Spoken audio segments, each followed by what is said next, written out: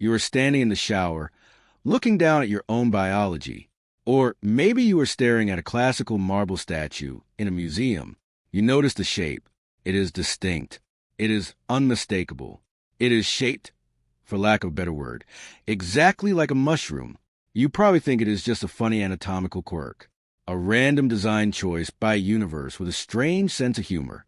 You assume it is shaped that way to maximize physical pleasure, or perhaps just by evolutionary accident.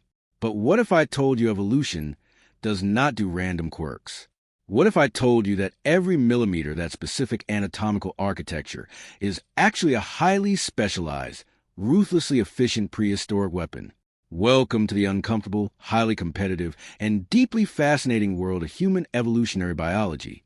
To understand why your hardware looks the way it does, we have to completely destroy the fairy tale version of human history you were taught in school. Society tells you a very comforting story about how human reproduction is supposed to work. The story goes that a man and a woman meet. They fall in love, they form an exclusive lifelong bond, and they quietly pass their genetics down to the next generation in a peaceful, monogamous little bubble. But your body knows that is a lie. Your body was not built for a polite, monogamous bubble. It was built for a biological battlefield. For roughly 300,000 years before the invention of farming, your ancient ancestors lived in small, highly social, nomadic bands of hunter-gatherers. In these tight-knit communities of 50 to 150 people, everything was shared. Food was shared. Shelter was shared. Childcare was shared. And as researchers like Christopher Ryan point out in the groundbreaking book Sex at Dawn, sexual partners were very frequently shared. 2. In the deep prehistoric past, female sexuality was not locked down by marriage contracts or religious guilt. It was fluid. It was social. It was highly active. This meant that an ancient female ancestor might easily mate with multiple different men within the exact same fertile window. Now, pause and think about what that actually means from a biological perspective. If multiple men are depositing their genetics into the same female reproductive tract within a matter of hours or days, you no longer have a peaceful transfer of DNA. You have a war. This brings us to a foundational concept in evolutionary biology known as sperm competition. When the genetics of multiple males occupy the same female at the same time, the male whose seed is the fastest, the strongest, and the most aggressive is the one who becomes your ancestor. The evolutionary biologist Robin Baker blew the lid off this concept in his controversial but eye-opening book Sperm Wars. Baker revealed that human semen is not just a delivery system for a single egg. It is a highly organized microscopic army. When a man releases his genetics, only a tiny fraction of those cells are actually designed to swim up and fertilize the egg. The rest of them are specialized warfare units. Some are blocker cells, designed to tangle themselves into a giant biological net to block the path of any other man's genetics that might arrive later. Others are literal kamikaze cells, equipped with chemical enzymes designed to hunt down and destroy the sperm of rival males. Your biology is perfectly adapted for a world where your genetics had to actively fight other men's genetics in the dark. But chemical warfare is only half the battle. This is where we return to the shower. This is where we return to the mushroom shape. In the year 2003, an evolutionary psychologist named Gordon Gallup at the State University of New York at Albany decided to look at male anatomy not as a reproductive tool, but as a fluid dynamics problem. He and his team utilized laboratory models and MRI technology to observe exactly what happens during the physical act of human mating. What they found completely shattered the romantic illusions of human anatomy. Gallup discovered that the unique shape of the human male equipment, specifically the prominent coronal ridge, the flared cap that creates the mushroom shape, has a very specific mechanical function. It does not exist to increase male pleasure. It exists to act as a biological plunger. It is a genetic vacuum cleaner. When a male engages in the physical act of thrusting, the flared mushroom cap expands the female reproductive tract. As it is pulled back, it creates a powerful suction effect. If another man has recently deposited his genetics in that same space, the coronal ridge physically scoops out and removes the rival semen before the new male deposits his own. Let that sink in for a moment. Your anatomy is literally shaped like a shovel, designed by hundreds of thousands of years of evolution to nosedive into the female reproductive tract and aggressively excavate the genetic material of the guy who was there before you.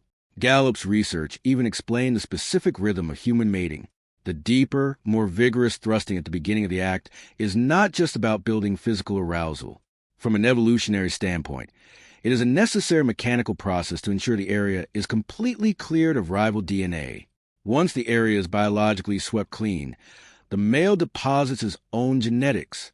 And suddenly, another frustrating biological mystery makes perfect logical sense. Have you ever wondered why, immediately after a man finishes the act, he rapidly loses his physical arousal? Why the equipment instantly shrinks and becomes hypersensitive to the point of discomfort if the act continues? It is a fail-safe mechanism. If the male were to continue thrusting after depositing his own genetics, his built-in biological plunger would accidentally scoop out his very own DNA. The immediate loss of arousal is evolution's way of hitting the emergency brake. Your body is physically stopping you from sabotaging your own genetic legacy. This is the reality of your hardware. You are walking around with a prehistoric displacement device attached to your body. But if all of this is true, why does it feel so strange to hear it? Why does modern society insist that humans are naturally, inherently monogamous, when our very anatomy screams that we are highly competitive, multi-mating primates?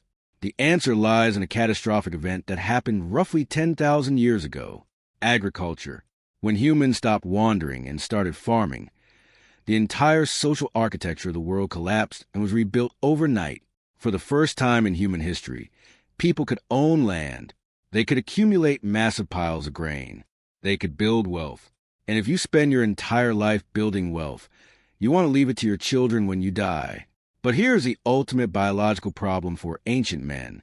A woman always knows for an absolute fact that a child belongs to her. She carried it. A man, living in a fluid, non-monogamous hunter-gatherer society, could never be entirely sure.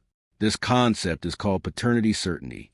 To pass down land and wealth, men suddenly needed absolute, undeniable paternity certainty. And the only way to achieve that was to completely control female sexuality. Overnight, on the evolutionary timeline, the biological free-for-all was shut down. Society invented the concept of female virginity as an economic asset. We invented the marriage contract not as a declaration of love, but as a legal property transfer. We invented religious doctrines that promised eternal damnation for anyone who engaged in the exact same multi-mating behaviors that our species had enjoyed for 300,000 years. We locked human sexuality inside a cage called a nuclear family. We built an entire global civilization based on the idea that one man and one woman should exclusively mate with each other for 50 years and ignore every other biological urge. But you cannot rewrite 300,000 years of biological evolution with a 10,000-year-old farming contract. Your DNA did not get the memo. Your hardware was never updated. This is why monogamy is so incredibly difficult.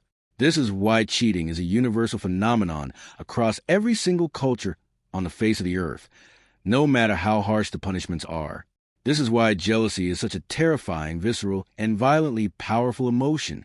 Your brain is constantly terrified of a biological threat that modern society tells you shouldn't exist. But your body knows the threat is real because your body was forged in the fire of that exact threat. You are a prehistoric primate wearing modern clothes. Try to navigate a biological system that is actively fighting against the rules of your own society. So the next time you feel a pang of jealousy, the next time you struggle with the rigid rules of modern dating, or the next time you just happen to look down, do not judge yourself too harshly. Do not view your body as a random collection of funny shapes and embarrassing urges. Acknowledge the deep, wild, and incredibly competitive history that built you. Respect the microscopic armies and the fluid dynamics that allowed your ancestors to survive and conquer the prehistoric world. Remember what it actually is. It is not an accident. It is a 300,000-year-old weapon of genetic warfare. You are standing in the shower, looking down at your own biology, and now you finally know exactly what you're looking at.